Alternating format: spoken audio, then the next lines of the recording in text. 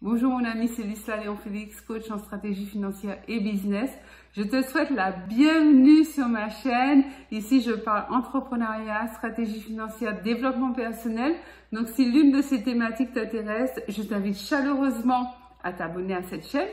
Tu peux également cliquer sur la petite cloche en bas à droite, comme ça tu seras averti par notification à chaque fois que je mettrai en ligne l'une de nos nombreuses vidéos hebdomadaires qui vont t'apporter du bon contenu, finance, business, développement personnel pour booster ta vie et augmenter tes revenus. Deuxième action, va en barre de description, tu verras un lien. Clique dessus, il s'agit d'un tout petit questionnaire très rapide à remplir. Une fois que tu l'auras rempli, je t'offre une demi-heure de coaching pour mettre en place avec toi tes premiers objectifs, stratégie financière, business, pour faire décoller tes finances et aller vers la vie que tu veux et que tu mérites.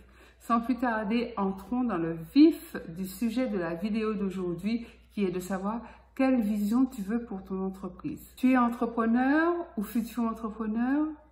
Tu envisages de créer une entreprise ou peut-être as-tu même une ou plusieurs entreprises? Est-ce que tu as une vision pour ton entreprise? Ou alors tu te dis, mais qu'est-ce que c'est? J'ai ma vision pour ma vie, mais j'ai pas de vision pour mon entreprise. Ou vraiment tu vis en tant qu'entrepreneur à gérer le quotidien, la tête dans le guidon et tu es à milieu de toutes ces considérations. Eh bien, cette vidéo est pour toi. Au fur et à mesure que je côtoie les entrepreneurs, je me suis rendu compte que certains entrepreneurs ont un business model un petit peu flou, qu'on n'arrive pas vraiment à cerner et qu'ils n'arrivent pas vraiment eux-mêmes à décrire. À la création d'entreprise, bien avant le début et le démarrage de son entreprise, l'entrepreneur a une vision pour son entreprise normalement. C'est-à-dire qu'il doit avoir un business model. Il connaît forcément son secteur d'activité, comment il aura des clients, des fournisseurs, avec quel partenaire il va travailler. Mais au-delà de ça, il doit avoir une vision, imaginer l'avenir de son entreprise. Et souvent, je m'aperçois que la plupart des gens ont un business model plus ou moins élaboré, plus ou moins détaillé, plus ou moins. Mais la vision, la plupart ne l'ont pas. Ce qui fait que, au final, tu as deux types d'entrepreneurs. Tu as ce que j'appelle les entrepreneurs au jour le jour. C'est-à-dire que leur boîte, c'est eux. Eux, c'est leur boîte. Ils bossent très bien souvent, ils sont à fond dedans, ils font rentrer de l'argent, ils gagnent de l'argent, ils ont un beau train de vie, ils ont un lifestyle très très envié et très très enviable, c'est-à-dire qu'ils brassent pas mal d'argent, mais finalement, au bout du compte, tu te demandes quel est l'objectif de tout ça? Est-ce que c'est l'argent pour l'argent ou est-ce qu'il y a autre chose? Et quand tu cherches à creuser un petit peu, souvent tu vois rien de spécial, peut-être à part le fait de flamber un peu, de parader, les belles voitures, les beaux vêtements, les beaux voyages, etc. Mais en termes de vision, il n'y a pas. Ils payent leurs factures, ils bossent comme des dingues, ils se font plaisir, oui. Mais après, c'est-à-dire que ce genre d'entrepreneurs, tu sais, les entrepreneurs au jour le jour, une fois qu'ils ne sont plus, le business n'est plus. C'est souvent le cas des professions libérales d'ailleurs. Médecins, dentistes, infirmiers, infirmières. C'est des gens qui ont une grande compétence, une grande expertise, une expertise très pointue, qui sont à fond dans ce qu'ils font. Mais en fait, à part ça, il n'y a rien, il n'y a pas de vision.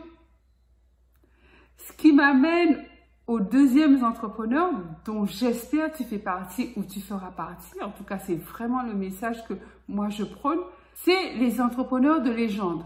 Ce genre d'entrepreneurs, quand ils créent une entreprise, en fait, ils ne pensent même pas à eux. Ils ne pensent même pas non plus à leurs enfants. Ils commencent à penser à partir des enfants de leurs enfants. Il y a une parole dans la Bible qui dit « L'homme sage laisse un héritage à ses enfants et aux enfants de ses enfants ». C'est-à-dire que quand tu crées quelque chose, en fait, tu ne crées pas pour toi. Bien sûr, tu vas en bénéficier. Tu seras le premier à en bénéficier. C'est normal. Tes enfants vont en bénéficier aussi. Ils sont là. Mais au-delà de toi, au-delà de tes enfants, le business que tu crées doit exister, doit perdurer et doit fructifier. C'est-à-dire que toi, tu prends un business, tu le fais partir de 0 et tu l'amènes à 100. Tes enfants seront chargés de les emmener de 100 à 200, voire même de 100 à 250. Et les enfants de tes enfants de 250 à 500 ou de 250 à 600. En fait, ça doit être exponentiel en fait. Tu dois créer des bases solides pour que le business que tu crées, tu le fasses fructifier, mais que tu impliques tes enfants dans le même état d'esprit de faire fructifier, afin qu'eux-mêmes enseignent à leurs enfants le même état d'esprit de faire fructifier.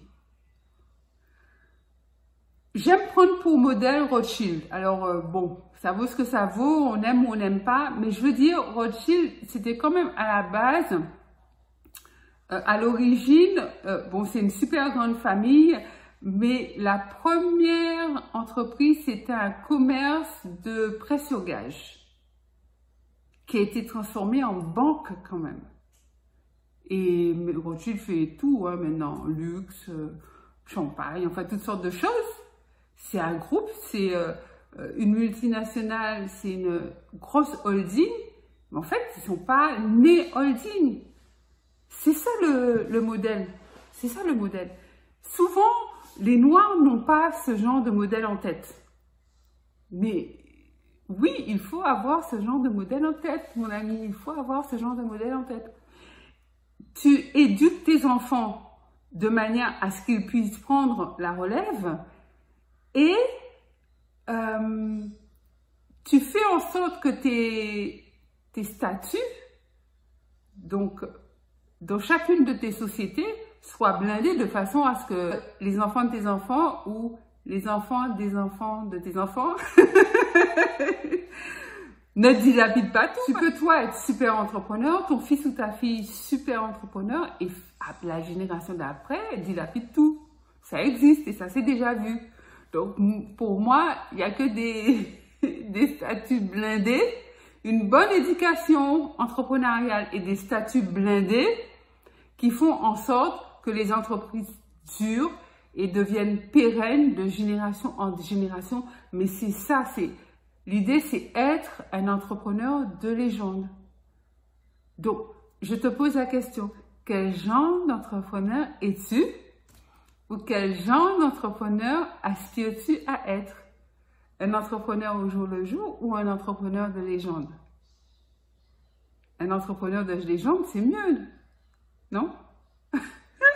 C'est vrai que moi, quand je parle de cette thématique, de la vision entrepreneuriale, de l'entreprise et de l'entrepreneur de légende ou de la multinationale, du groupe, de la holding, j'ai tendance à prendre l'entreprise, le groupe Rothschild, enfin la branche Edmond de Rothschild en référence, parce que dans l'idée, c'est ce concept-là qu'on doit vulgariser aux entrepreneurs et notamment aux entrepreneurs noirs qui ne développent pas beaucoup de multinationales, à vrai dire. Les Américains le font, mais les entrepreneurs noirs francophones, non. Donc, dis-moi en commentaire, est-ce que ça te parle? Est-ce que cette vision d'entrepreneuriat te parle? Comment tu te projettes? Est-ce que tu te sens concerné ou est-ce que tu dis non, non, Lucilla, c'est too much, c'est pas pour moi? Pense à liker la vidéo, un gros pouce bleu, partage-la massivement autour de toi puisque c'est comme ça que la communauté grandit et que l'information touche un maximum de personnes. C'est Lucilla Léon Félix, coach en stratégie financière et business. Je te dis à très vite pour une nouvelle vidéo. Bye bye.